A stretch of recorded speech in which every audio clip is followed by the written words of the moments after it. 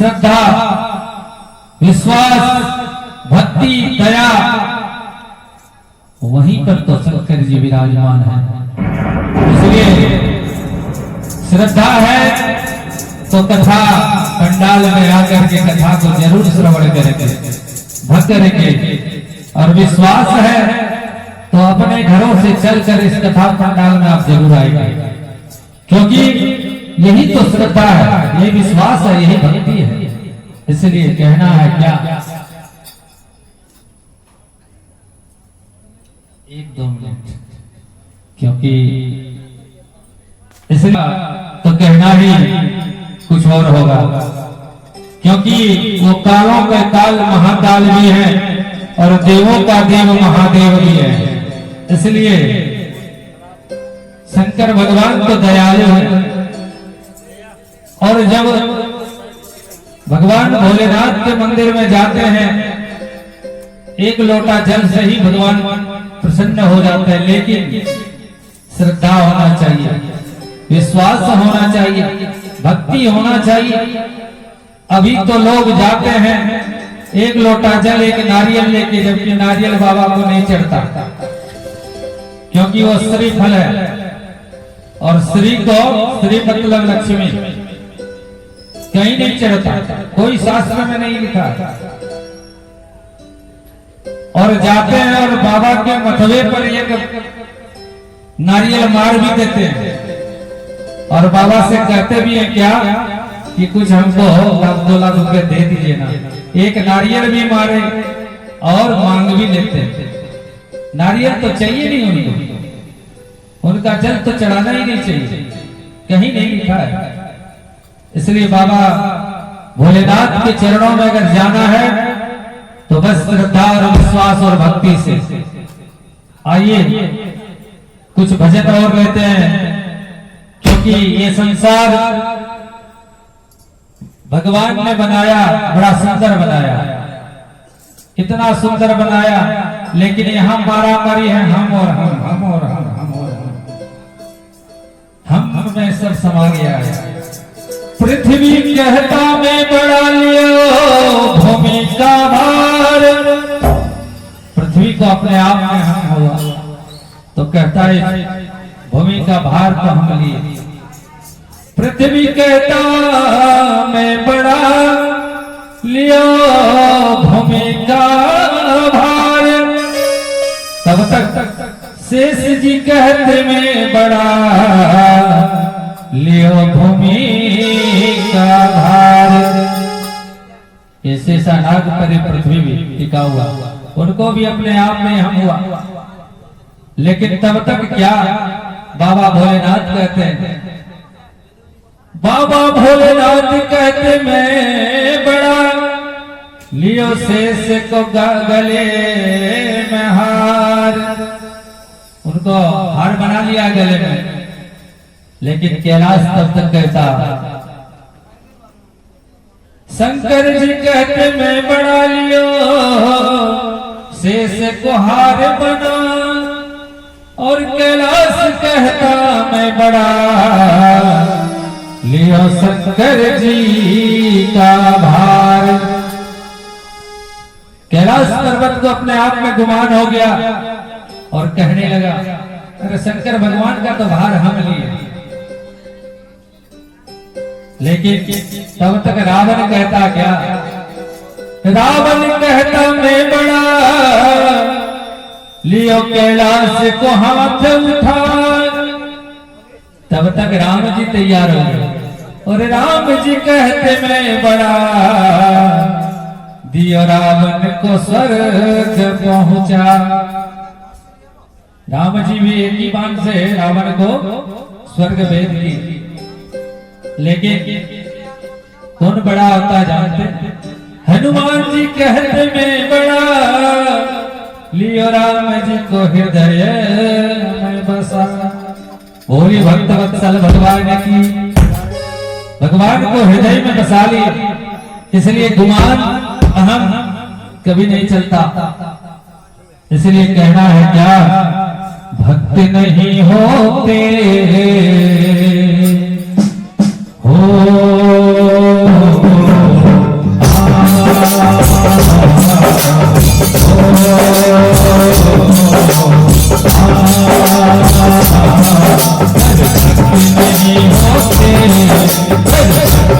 नहीं होते भगवान कहाँ होता, भक्त नहीं होते भगवान कहाँ होता, भक्त नहीं होते भगवान कहाँ होता।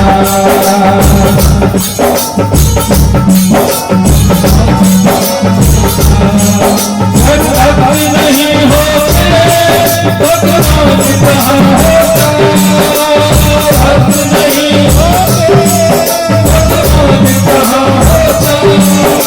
भगवान कहाँ होता, भगवान कहाँ होता, भगवान कहाँ होता, भगवान कहाँ होता। भक्त के बिना भगवान अधूरा है और भगवान भी भक्त के बिना अधूरा है। इन दिनों में भक्त का बहुत कमी है लग रहा है, लेकिन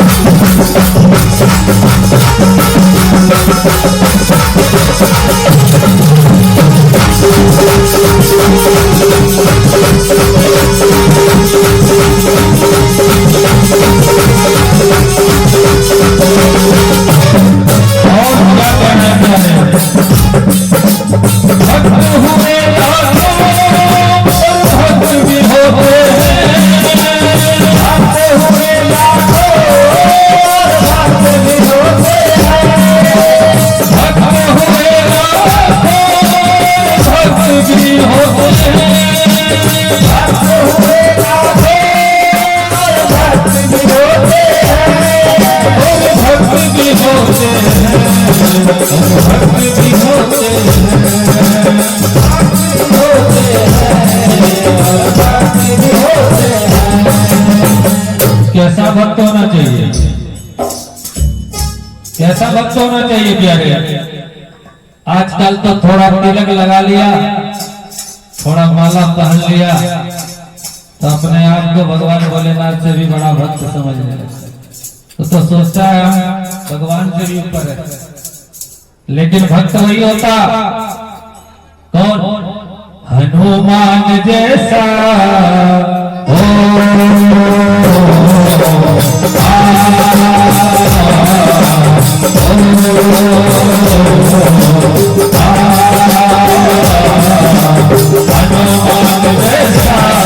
कोई भक्त कहाँ होता,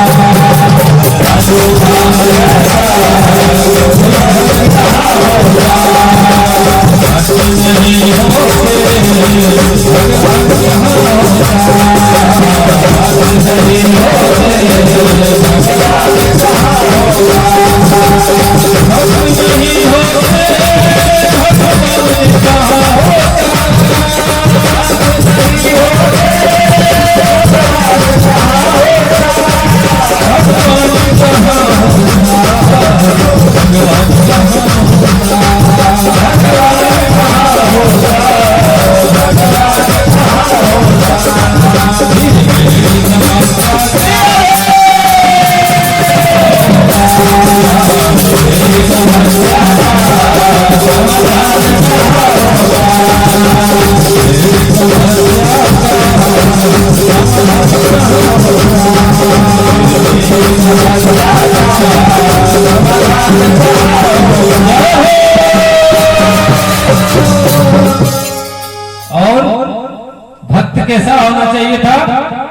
हनुमान जी की तरह।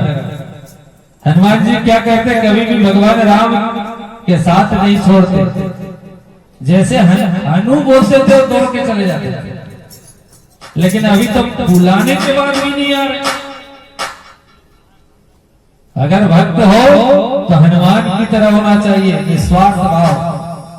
जहां स्वार्थ हो गया वो भक्त नहीं हो सकता। अब दूसरी बात चलते हम लोग, क्या सबसे बड़ा दान क्या है इस कलियुग में? पृथ्वी पर धर्म एक पैर पर टिका हुआ, 4 पैर था, 3 चला गया, अब एक ही बचा है। दान हुए लाखों, दान हुए लाखों, दान हुए लाखों, दान भी होते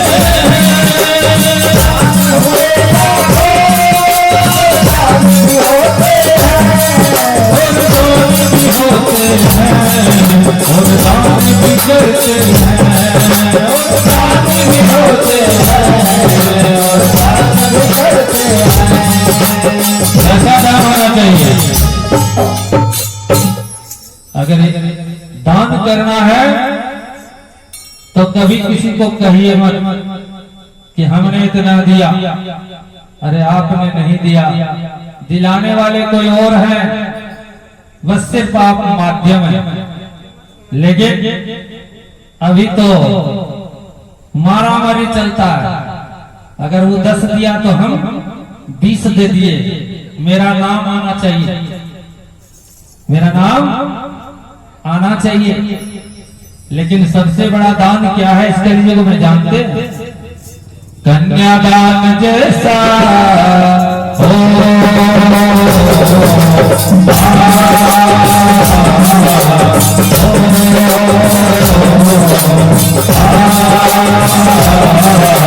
कन्यादान जैसा, कन्यादान जैसा कोई दान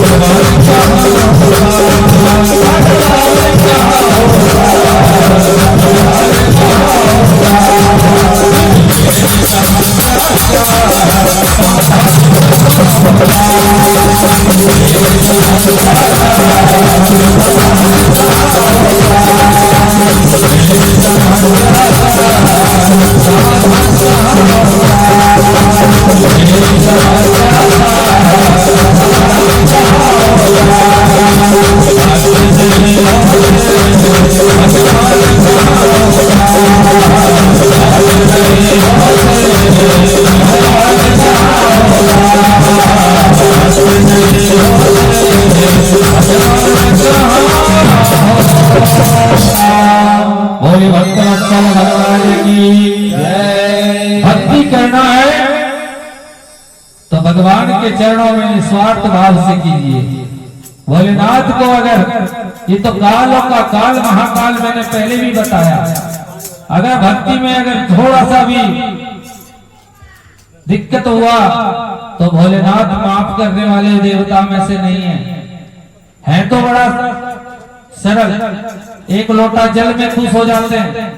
जो इंसान जल्दी गुस्साता है वो जल्दी मान भी लेता है, उसी तरह बाबा भोलेनाथ है, जितना जल्दी वो मानते हैं उतना जल्दी वो गुस्सा भी जाते हैं।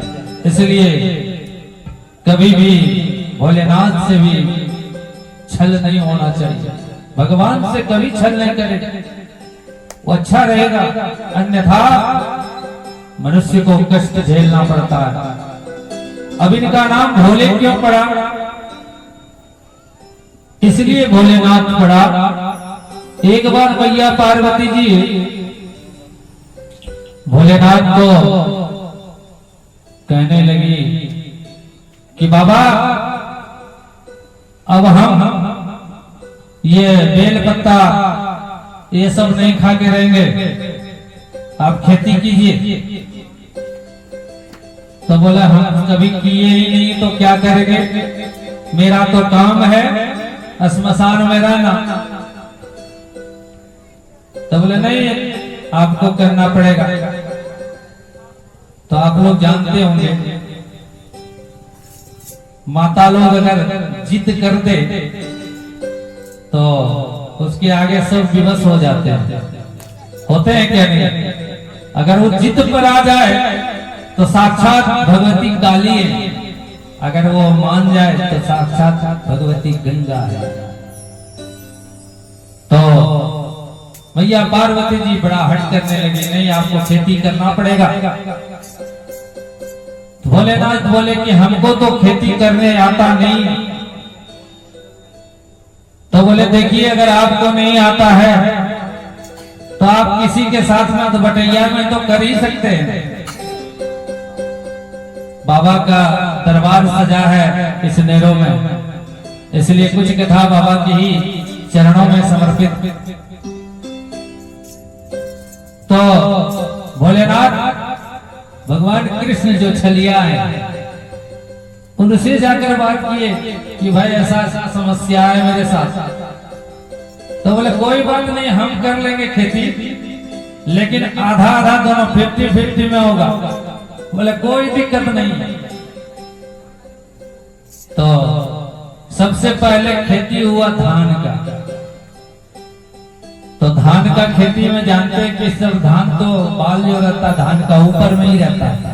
तो बोले घर ले जाके जो बांटिएगा यही आधा आधा कर लीजिए। तो ऊपर वाला जो बाल रहता है जिसमें धान रहता है वो आप ले लीजिए, हमको पुआल्टो दे दीजिए। देखिए भोले कैसे हैं, आधा वहीं बांट लिए, ऊपर वाला ले गए कृष्ण जी, पुआल लेके घर आ गए। मैया पार्वती जी को दिए जब पुआल तो बोले यही क्या क्या लेके आए, धान कहाँ है? बोले अरे आधा आधा बांटे तो वो आधा ले गए आधा। बोले आप कैसा है? अब अच्छा ठीक है इस बार से ध्यान देंगे। दूसरा खेती फिर सीजन आया तो आलू का आया। आलू लगाते हैं ना। अब आलू का खेती में बोले हम जब ऊपर वाला नहीं लिए तो गड़बड़ हो गया, अभी हम ऊपरे वाला लेंगे और नीचे जो बेटा हुआ है आलू को आप ले जाइए। फिर वही घास पत्ता ले जाकर के पार्वती जी को दे दिए। आलू लेके चले गए कृष्ण जी। फिर भैया पार्वती जी गुस्सा से लाल कि आप ये क्या कर रहे हैं, सीजन का जो खेती है उसमें से आधा आधा तो लाना चाहिए। बोले आधा तो बंटवाया, ऊपर वाला जो अंश है हम ले लिए, नीचे वाले उनको दे दिए। तो बोले कैसा बंटवारा करते हैं आप? बोला अच्छा इस बार हम विशेष ख्याल रखेंगे। सीजन आया मकई का तो बोले हम ऊपर भी नहीं लेते तो जाते हैं, नीचे नहीं लेते तो जाते हैं। बोले हमको ऊपर नीचे दोनों दे देना, इस बार बीच वाला तू ले जाना। तो मकई तो बीच में ही रहता। तो कहने का मतलब है, तात्पर्य है कि बाबा कभी किसी से लेते नहीं, वो देते हैं। इसीलिए तो उनका नाम ओढ़र दानी पड़ा है। दानियों का दानी महादानी है ना, शंकर भगवान ही है। बोली प्रेम से शंकर भगवान की जय। तो इसलिए बाबा भोले हैं, वो लेते नहीं वो देते हैं। वो कभी नहीं लेते, अपने भक्तों पर तुरंत प्रसन्न हो जाते हैं। और बाबा तो इतने भोले हैं कि एक बार कुछ लोग, एक आदमी शरीर छोड़ दिया तो उसको ले सब कोई लेके जाता था, कहता था राम नाम सत्य है। तो भोलेनाथ सोचे कि क्या सत्य है, आखिर सत्य है क्या? तो बोले देखते हैं सत्य क्या है। वो भी मनुष्य रूप में आकर के वो भी बोलते चले गए राम नाम सत्य है, सबका यही गत्य है।